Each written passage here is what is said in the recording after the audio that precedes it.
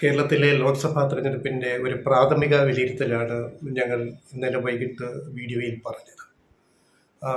ഈ തെരഞ്ഞെടുപ്പിനെ മാത്രം വിലയിരുത്തിക്കൊണ്ട് എന്തുകൊണ്ട് പോളിംഗ് ശതമാനം കുറഞ്ഞു, പ്രത്യേകിച്ചും മധ്യ തെക്കൻ കേരളത്തിലേക്ക് വരുമ്പോൾ അല്പം ഭേദപ്പെട്ട പോളിംഗ് വയനാട്, വടക്കൻ കേരളത്തിലെ മലബാർ മേഖലയിൽ നടക്കുകയും ചെയ്തു. അപ്പോൾ ഈ ഒരു തിരഞ്ഞെടുപ്പിൻ്റെ പ്രത്യേകത മുൻ തെരഞ്ഞെടുപ്പുകളായിട്ട് താരതമ്യം ചെയ്യുമ്പോൾ നമുക്ക് കുറേ കൂടെ വ്യക്തമായ ഒരു ചിത്രം ലഭിക്കും.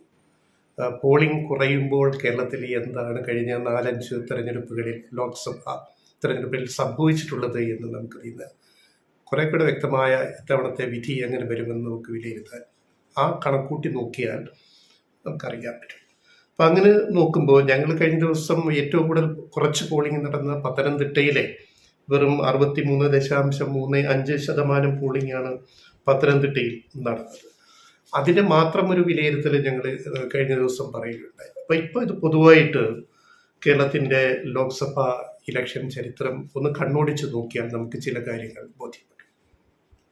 അത് 1984 മുതലുള്ള ഇലക്ഷൻ നോക്കിയാൽ പെർസെൻറ്റേജ് കുറയുമ്പോഴൊക്കെ അത് LDF ഗുണം ചെയ്യുകയും പെർസെൻറ്റേജ് കൂടുമ്പോഴൊക്കെ അത് UDF മികച്ച വിജയം നൽകുകയും ചെയ്തിട്ടുണ്ട്. അതൊരു പൊതു പാറ്റേൺ ഉണ്ട് അതിനകത്ത്. അപ്പോൾ അത് വെച്ചിട്ട് നോക്കുമ്പോൾ ഇത്തവണത്തെ ഇലക്ഷൻ ഈ 2004 നടന്ന ഇലക്ഷനുമായിട്ടൊക്കെ കൂടുതൽ താരതമ്യം ചെയ്യാൻ നമുക്ക് സാധിക്കും. ഇപ്പം 84 നടന്ന പോളിംഗ്, കേരളത്തിലെ പോളിംഗ് 77.33%. 77.33, 70 മുകളിലേക്ക് പോയാൽ അതൊരു മികച്ച പോളിംഗ് ആയിട്ട് പറയാം. 74-75 മുകളിൽ പോകുമ്പോൾ അത് വലിയ കനത്ത പോളിംഗ് ആണ്. ഇപ്പം നമുക്ക് കേരളത്തിൽ ഇപ്പം വടക്കേ ഇന്ത്യയിൽ 60% പോളിംഗ് എന്ന് പറഞ്ഞാൽ വലിയ പോളിംഗ് ആണ്. പക്ഷെ കേരളത്തിൽ ഒരു 75 മുകളിൽ 80-ൻ്റെ അടുത്ത് എത്തുമ്പോഴേക്കും ഒരു കനത്ത പോളിംഗ് ആയിട്ട് നമുക്ക് വിലയിരുത്താൻ സാധിക്കുള്ളൂ. കാരണം കൂടുതൽ ആൾക്കാർ വോട്ട് ചെയ്യുന്ന ഒരു സംസ്ഥാനമാണ്, രാഷ്ട്രീയ സാക്ഷരത അത്രയുമുള്ള സംസ്ഥാനമായതുകൊണ്ട്. അപ്പോൾ ഇപ്പം നടന്ന ഈ ഇലക്ഷൻ 2024 70% എന്ന് പറയുന്നത് ഒരു സാധാരണ, അല്ലെ 71% എന്ന് പറഞ്ഞൊരു സാധാരണ തെരഞ്ഞെടുപ്പാണ്, സാധാരണ പോളിംഗ് ആണ്. ആ രൂപത്തിൽ നമുക്കിതിനെ വിലയിരുത്തുന്നതായിരിക്കും ഏറ്റവും വസ്തുനിഷ്ഠമായ കാര്യം എന്ന് പറയുന്നത്. അപ്പോൾ അങ്ങനെ നോക്കുമ്പോൾ 77% പോളിംഗ് നടന്ന 1984 അന്ന് UDF 17 സീറ്റ് നേടി. അന്ന് LDF വെറും 3 സീറ്റേ കിട്ടിയുള്ളൂ, ഉയർന്ന പോളിംഗ് വന്നപ്പോൾ. പിന്നെ 89 നോക്കുക, 5 വർഷം കഴിഞ്ഞ് 89 അന്ന് നടന്ന പോളിംഗ് 79%. 77 മുകളിൽ പോയി, 79.03%. അന്ന് UDF തകർപ്പൻ വിജയം, ഇതേ വിജയം, 17 സീറ്റ് UDF, 3 സീറ്റിൽ LDF. മനസ്സിലായല്ലോ. പിന്നെ 91 അടുത്ത ഇലക്ഷൻ, ഇടക്കാല തെരഞ്ഞെടുപ്പ് വരികയാണ്. ഗവൺമെൻറ്റുകൾ പെട്ടെന്ന് കേന്ദ്രത്തിൽ മാറുന്ന അസ്ഥിരത, രാഷ്ട്രീയ അസ്ഥിരതയുടെ ഒരു കാലമാണ്. അപ്പോൾ 91 പോളിംഗ് കുറഞ്ഞ്, ഗണ്യമായിട്ട് കുറഞ്ഞിട്ട് 73.29 ഉള്ളൂ. അന്ന് LDF നില മെച്ചപ്പെടുത്തി. അന്ന് LDF 4 സീറ്റുകൾ നേടാൻ കഴിഞ്ഞു, UDF 16 സീറ്റുകൾ നേടാൻ കഴിഞ്ഞു. പിന്നീട് അടുത്ത തെരഞ്ഞെടുപ്പ്, ഇടക്കാല തെരഞ്ഞെടുപ്പ് 96 വരുമ്പോൾ അന്ന് പോളിംഗ് 71.13% മാത്രമേ ഉള്ളൂ. അവിടെയും LDF നില മെച്ചപ്പെടുത്തി 10 സീറ്റുകൾ വീതം പങ്കിട്ടു. UDF 10 ലോക്സഭാ സീറ്റ്, LDF 10 സീറ്റുകളിൽ ജയിക്കുന്നു. ഇതിൻ്റെ ഒരു പാറ്റേൺ ഉണ്ട്. ആ പാറ്റേൺ വെച്ച് നമ്മൾ നോക്കിയാൽ കാര്യങ്ങൾ ബോധ്യപ്പെടും. പിന്നെ 98 ഇടക്കാല തെരഞ്ഞെടുപ്പ് 98 വരുന്നു. അന്ന് 70.65% പോളിംഗ് നടന്നിട്ടുള്ളൂ. അന്നത്തെ റിസൾട്ടിൽ 98 70.65% പോളിംഗ് നടന്നപ്പോൾ LDF 9 സീറ്റ് നേടാൻ സാധിച്ചു, UDF 11 സീറ്റുകൾ. അപ്പോൾ അവർ ടാലി അവിടെ മെയിൻറ്റെയിൻ ചെയ്യുകയാണ്, 10-11-11-10 എന്നിങ്ങനെ ടാലി മെയിൻറ്റെയിൻ ചെയ്യുകയാണ് രണ്ട് മുന്നണികൾ തമ്മിൽ. പിന്നെ അടുത്ത ഇലക്ഷൻ വീണ്ടും ഇടക്കാല ഇലക്ഷനാണ് 99 വരുന്നത്. 99 വരുമ്പോൾ അന്ന് പിന്നെ 70.02% പോളിംഗ് നടന്നു. അന്ന് 11 സീറ്റ് UDF 9 സീറ്റ് LDF കിട്ടി. അവിടെയും ഈക്വൽ, ഓൾമോസ്റ്റ് ടാലി, ഒരു സീറ്റിൻ്റെ വ്യത്യാസം വരുന്നുണ്ട്, 10-10 എന്നുള്ളത് വെച്ച് നോക്കുമ്പോൾ. അപ്പോൾ അവിടെ പോളിംഗ് കുറവായിരുന്നു. പോളിംഗ് കുറവായപ്പോൾ എൽ ഡി എഫിന് സീറ്റ് കൂടി. അറൗണ്ട് 70 നടക്കുമ്പോൾ എൽ ഡി എഫിന് കൂടുതൽ മെച്ചം ഉണ്ടാവുന്നുണ്ട്. ഇനി 99 കഴിഞ്ഞ് 2004 നോക്കുക, ലോക്സഭ ഇലക്ഷൻ 71.43% പോളിംഗ് നടന്നു. 70+ ഒരു മീഡിയം റേഞ്ചിൽ സാധാ പോളിംഗ്. അന്ന് എൽ ഡി എഫിന് 18 സീറ്റ് കിട്ടി. ആലോചിക്കണം, അന്ന് 18 സീറ്റ് എൽ ഡി എഫ്, പിന്നെ 1 സീറ്റ് യു ഡി എഫ്, പിന്നെ അന്ന് പി സി തോമസ് NDA സഖ്യകക്ഷിയുടെ പി സി തോമസിന്റെ പാർട്ടി മൂവാറ്റുപുഴ ലോക്സഭയിലെ പി സി തോമസ് ജയിക്കുന്നു, കേന്ദ്രമന്ത്രിയൊക്കെ ആയിരുന്ന പി സി തോമസ്. അങ്ങനെ 1 സീറ്റ് അന്ന് അന്നത്തെ NDAയുടെ ലെവലിൽ മാറുന്നു. അതാണ് 2004 തെരഞ്ഞെടുപ്പ് എന്ന് പറയുന്നത്. അപ്പം 2004 തെരഞ്ഞെടുപ്പ് ഇതിൻ്റെ അകത്ത് ഒരു ബേസ് മോഡലാണ്. അന്ന് 18 സീറ്റ് എൽ ഡി എഫ് നേടി, യു ഡി എഫിന് 1 മാത്രമേ കിട്ടിയുള്ളൂ, 1 NDA കൊണ്ടുപോയി പി സി തോമസ്. ഇപ്പോൾ ആ പാറ്റേൺ വെച്ച് നോക്കിയാൽ അത്രയൊന്നും നമ്മൾ പ്രതീക്ഷിക്കുന്നില്ലെങ്കിലും എൽ ഡി എഫിൻ്റെ ടാലി വളരെ മുകളിലേക്ക് പോകാനാണ് സാധ്യത. ഇപ്പോഴത്തെ ഈ പോളിംഗ് നിലവാരം വെച്ച് നോക്കുമ്പോൾ ഈ പാറ്റേൺ വെച്ച് നമ്മളത് അപ്ലൈ ചെയ്യുമ്പോൾ നമുക്ക് അങ്ങനെയാണ് പറയാൻ കഴിയുക. ഇനി 2009 വരിക. 2009 പോളിംഗ് 73.37% സാധാ പോളിംഗ് ആണ്.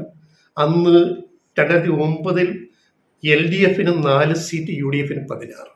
അപ്പോൾ പെർസെൻറ്റേജിൽ ഇത്തിരി കൂടി 73 വന്നു.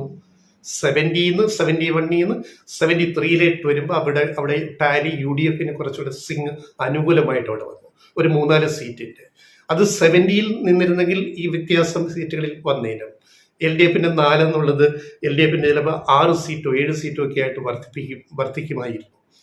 അതാണ് പോളിംഗും അത് നമ്മളുടെ ഒരു ബന്ധം എന്ന് പറയുന്നത്. പിന്നെ 2014 74.02% പോളിംഗാണ് കേരളത്തിൽ നടന്നത്.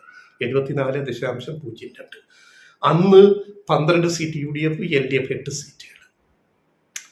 അതൊരു ഒരു സ്ഥിരം പാറ്റേൺ, അത് കൃത്യമായിട്ട് വരുന്നുണ്ട്. ഇനി 2019 കഴിഞ്ഞ തെരഞ്ഞെടുപ്പ്, ഇപ്പോഴത്തേന് തൊട്ട് മുമ്പ് 77.67 വീണ്ടും ജമ്പ് ചെയ്തു പോളിംഗ്. 77.67 പോളിംഗ് വന്നപ്പോൾ യു ഡി എഫ് കുതിച്ചു. യു ഡി എഫിന് 19 സീറ്റ്, ആലപ്പുഴ സീറ്റ് മാത്രമേ എൽ ഡി എഫിന് കിട്ടിയുള്ളൂ ഈ കഴിഞ്ഞ തെരഞ്ഞെടുപ്പിൽ.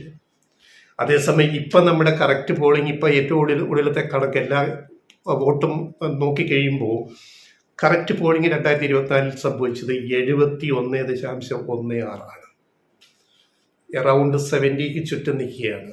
ഇതിൻ്റെ അർത്ഥം എൽ ഡി എഫ് അവരുടെ ടാലി വർദ്ധിപ്പിക്കും എന്നുള്ളതാണ്. ഇപ്പോഴത്തെ 1 സീറ്റിൽ നിന്ന് ജമ്പ് ചെയ്യും L D F. U D എഫിന് വൻ പരാജയം എന്നൊന്നും നമ്മളതിനെ അർത്ഥമാക്കേണ്ടതില്ല.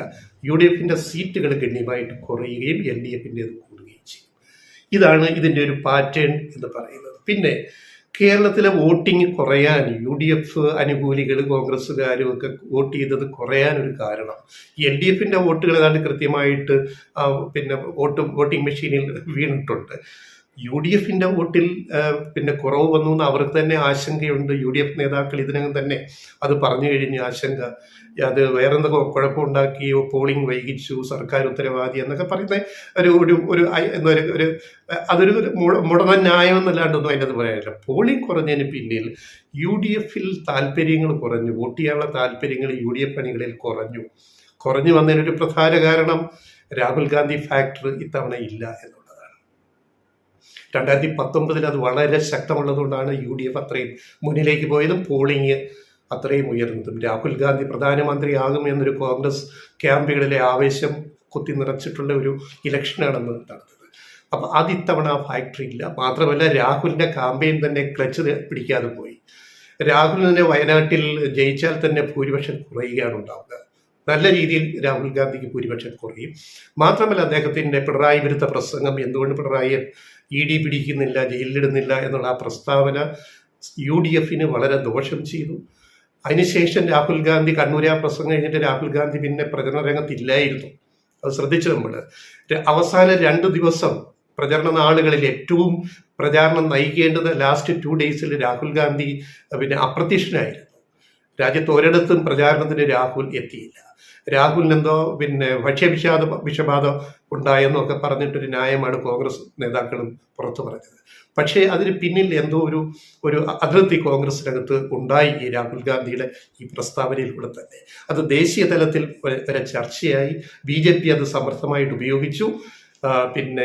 ഇന്ത്യ മുന്നണിക്കകത്ത് സംഘർഷം, വിള്ളൽ എന്നൊക്കെ പറഞ്ഞു കഴിഞ്ഞാൽ BJPക്ക് അത് ഫലപ്രദമായിട്ട് ഉപയോഗിക്കാനുള്ള ഒരു അവസരമാണ് രാഹുലിന്റെ പ്രസ്താവന ഉണ്ടാക്കി കൊടുത്തത്. പിന്നെ എപ്പോഴും ദേശീയ ഇലക്ഷനിൽ എപ്പോഴും ദേശീയ പ്രശ്നങ്ങൾ ചർച്ച ചെയ്യപ്പെടാം. ഇത്തവണ അതിലെന്താണ് സംഭവിച്ചതെന്നുള്ളതാണ്. ഇപ്പം ഇത് LDF സർക്കാരിനെതിരെ പിണറായി സർക്കാരിനെതിരെ ഉള്ള ഒരു ഭരണവിരുദ്ധ വികാരം എന്ന രൂപത്തിൽ ഒരു വോട്ടിംഗ് ഇതിനകത്ത് നടന്നിട്ടില്ല.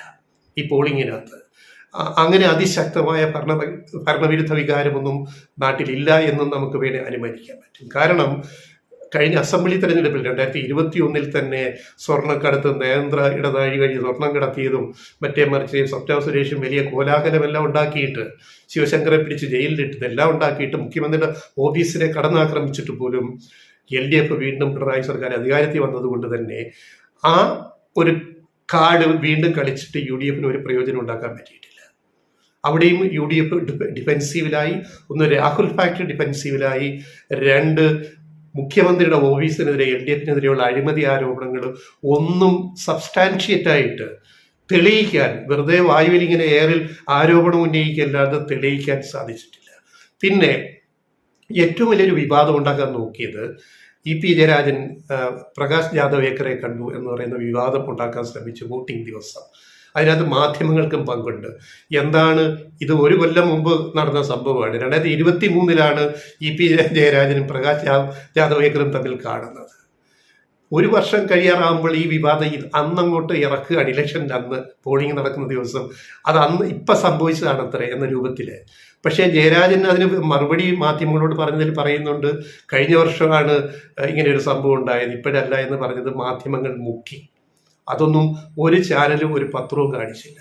ചാനലിൽ ആ ബൈറ്റ് വെട്ടി മാറ്റിയിട്ട് ബാക്കി ഭാഗം മാത്രമാണ് ചാനലുകൾ കാണിച്ചത്. അപ്പോൾ ഇവിടുത്തെ മാധ്യമങ്ങൾ, പത്രം, ചാനൽ, അതുപോലെ കുറെ ഓൺലൈൻ മാധ്യമങ്ങളൊക്കെ ഈ LDFനെതിരെ അല്ലെങ്കിൽ പ്രതിപക്ഷ സഖ്യത്തിനെതിരെ നിരന്തരം വാർത്തകൾ കൊടുക്കാൻ ശ്രമിക്കുകയും BJPയെ ആക്രമിക്കാതിരിക്കാൻ പ്രത്യേകം ശ്രദ്ധിക്കുകയും ചെയ്യുന്നുണ്ടായിരുന്നു. അത് ഏത് ചാനലായാലും പത്രമായാലും നമുക്ക് നോക്കിയാൽ മനസ്സിലാവും. അതുകൊണ്ട് തന്നെ ഇലക്ട്രൽ ബോണ്ട് അഴിമതി വേണ്ടത്ര ചർച്ചയുണ്ടായിട്ടില്ല. സാധാരണ ജനങ്ങൾക്കിടയിലേക്ക് ഇലക്ട്രൽ ബോണ്ട് വിഷയം എന്താണെന്ന് എത്തിക്കുന്നതിൽ പ്രതിപക്ഷ സഖ്യത്തിനും പ്രശ്നങ്ങൾ വന്നു. മാധ്യമങ്ങളും അതിനെ ഒരുമാതിരി ഒതുക്കി BJP ആക്രമിക്കാതിരിക്കാൻ വേണ്ടി ശ്രദ്ധിച്ചു. ഈ 2 കാര്യങ്ങൾ നമ്മൾ ആലോചിക്കണം. അല്ലെങ്കിൽ ഇന്ത്യ ചരിത്രത്തിൽ കണ്ട ഏറ്റവും വലിയ അഴിമതിയാണ് 8500 കോടിയോളം രൂപ ഇലക്ട്രൽ ബോണ്ട് വഴി BJPയുടെ പോക്കറ്റിലാക്കിയത്. അതിനെ എതിർക്കാനോ അത് ജനങ്ങളിൽ എത്തിക്കാനോ ദേശീയ വിഷയമാക്കി ഉന്നയിക്കാനോ കോൺഗ്രസിന് താല്പര്യം ഇല്ലാണ്ട് പോയി. കാരണം കോൺഗ്രസ് 2000 കോടി വാങ്ങി പോക്കറ്റിലിട്ടു ഇലക്ട്രൽ ബോണ്ട് വഴി. മറ്റ് പ്രതിപക്ഷ കക്ഷികളും, പ്രധാനമായിട്ട് ഇടതുപക്ഷ കക്ഷികൾക്ക് മാത്രമേ അതൊരു വലിയ കാമ്പയിനായിട്ട് കൊണ്ടുപോകാൻ പറ്റിയുള്ളൂ. കേരളത്തിൽ പോലും അതൊരു വലിയ കാമ്പയിനായി വന്നെങ്കിലും കേരളത്തിൽ പോലും എല്ലാ ജനങ്ങളിലേക്കും അത് എത്രമാത്രം എത്തിക്കാൻ സാധിച്ചു എന്നുള്ളതിൽ സംശയങ്ങളുണ്ട്. പക്ഷേ എനിവേ കേരളത്തിൽ അത് ഇലക്ട്രൽ ബോണ്ട് BJP കാശ് ഇങ്ങനെ ഉണ്ടാക്കി എന്നുള്ളതൊരു വലിയ ചർച്ചയായിട്ട്. പക്ഷേ ദേശീയ തലത്തിൽ അത് ഏറ്റെടുക്കാൻ കോൺഗ്രസിന് കഴിയാതെ പോയി. കാരണം കോൺഗ്രസും ആ ചക്കരപ്പെടുത്തി കൈയിട്ട് വാരിയ കുറ്റബോധം കൊണ്ട് അവർക്ക് ഇലക്ട്രൽ ബോണ്ടിനെതിരെ സംസാരിക്കാൻ സാധിക്കാതെ. രാഹുൽ ഗാന്ധി തന്നെ നേതാവെന്ന നിലയിൽ, മുന്നണിയുടെ നേതാവെന്ന നിലയിൽ ഇന്ത്യ മുന്നണിക്ക് ഒരു ബാധ്യതയായി. അതൊരു കാര്യം. 2 ഇലക്ട്രൽ ബോണ്ട് ഒരു ദേശീയ രാഷ്ട്രീയ വിഷയമാക്കി അഴിമതിയാക്കി കൊണ്ടുവരാൻ പ്രതിപക്ഷ മുന്നണിക്ക് മൊത്തത്തിൽ സാധിച്ചിട്ടില്ല. അവിടെയാണ് BJP നുണപ്രചരണം നടത്തിയും അതുപോലെ അയോധ്യ രാമക്ഷേത്രം ഒരു വലിയ വിഷയമായി ഈ 2 ഘട്ട തെരഞ്ഞെടുപ്പിലും വന്നിട്ടില്ല. ഇനി അടുത്ത 5 ഘട്ട തെരഞ്ഞെടുപ്പിൽ മേൽക്കൈ കിട്ടാൻ വേണ്ടി BJP എന്തൊക്കെയാണ് അണിയറയിൽ ഉണ്ടാക്കി വെച്ചിരിക്കുന്നത് എന്ന് നമ്മൾ കാത്തിരുത്ത് കാണേണ്ടതാണ്. 2019 പുൽവാമ കൊണ്ടുവന്നു, സൈനികർക്ക് നേരെ നടന്ന ആക്രമണം, ഒളിപ്പോരാക്രമണവും മറ്റു വിഷയങ്ങളും, അത്രയും ജവാന്മാര് രക്തസാക്ഷികളായ സംഭവം. അപ്പൊ അതുപോലെ ഈ 7 ഘട്ടങ്ങളിൽ ഇനിയുള്ള 5 ഘട്ടത്തിനിടയിൽ BJPക്ക് മേൽക്കൈ കിട്ടുന്നില്ല എന്നുണ്ടെങ്കിൽ എന്തെങ്കിലും സംഭവങ്ങൾ, പുതിയ സംഭവങ്ങൾ, ഈ ശ്രദ്ധ തിരിച്ചുവിടാൻ വേണ്ടി, BJPക്ക് അനുകൂലമാക്കി വിടാൻ വേണ്ടി ഉള്ള ശ്രമം BJPയുടെ ഭാഗത്തുനിന്ന് ഉണ്ടാവുന്ന കാര്യത്തിൽ സംശയമില്ല. കാരണം ഇനി 1 മാസം കൂടെ കിടക്കുന്നു വോട്ടെടുപ്പ് തീരാൻ. ഇത്രയും ദീർഘിപ്പിച്ച് 7 ഘട്ടമാക്കി ഇത് ഇങ്ങനെ ഇലക്ഷൻ കമ്മീഷൻ വോട്ടെടുപ്പ് തീയതി പ്രഖ്യാപിച്ചത് തന്നെ BJPക്ക് ഗുണം ചെയ്യുന്ന തരത്തിലാണ് എന്ന് വിമർശനം അപ്പം തന്നെ ഉയർന്നതാണ്. അപ്പോൾ ഈ ഒരു സാഹചര്യത്തിൽ ഇങ്ങനെ ഇപ്പം തന്നെ 2 ഘട്ടത്തിൽ BJP പ്രതീക്ഷിച്ച മുന്നേറ്റം ഉണ്ടാക്കാൻ കഴിഞ്ഞില്ല എന്ന് BJP വിലയിരുത്തുമ്പോൾ ഇനി 5 ഘട്ടത്തിൽ എന്ത് കളിക്കണം എന്നുള്ളൊരു വലിയ വിഷയമായിട്ട് BJP എടുത്തിരിക്കുകയാണ്. അവിടെയും ഇന്ത്യ സഖ്യത്തിന് നയിക്കുന്ന കോൺഗ്രസിനോ അല്ലെങ്കിൽ രാഹുൽ ഗാന്ധിക്കോ ഒന്ന് ക്യാഷ് ഇൻ ചെയ്യാനെങ്കിൽ അല്ലെങ്കിൽ മൈലേജ് ഉണ്ടാക്കാൻ പറ്റാത്ത ഒരു പൊളിറ്റിക്കൽ റിയാലിറ്റിയിൽ കോൺഗ്രസ് എന്ന് പെട്ടിരിക്കുന്നു എന്നുള്ളതാണ് ഇതിൽ നമുക്ക് മനസ്സിലാക്കേണ്ടത്. അപ്പോൾ ദേശീയ രാഷ്ട്രീയത്തിലെ വിഷയം ഇതാണ്. സംസ്ഥാന രാഷ്ട്രീയത്തിലെ ഈ പാറ്റേൺ വെച്ചിട്ട് നോക്കിയാൽ 2004 ഇലക്ഷൻ പോലെയുള്ള ഒരു ഫലം അവിടെ ഇവിടുത്തെ ഇടതുപക്ഷത്തിന് LDFന് മേൽക്കൈ കിട്ടുന്ന, ഞങ്ങൾ ഇന്നലത്തെ വീഡിയോയിൽ പറഞ്ഞതുപോലെ തന്നെ മേൽക്കൈ കിട്ടുന്ന ഒരു ഇലക്ഷനായിട്ടായിരിക്കും കേരളത്തിലെ ലോക്സഭാ ചിത്രം ഫൈനൽ റിസൾട്ട് പുറത്തു വരിക എന്നാണ് ഞങ്ങളുടെ വിലയിരുത്തൽ.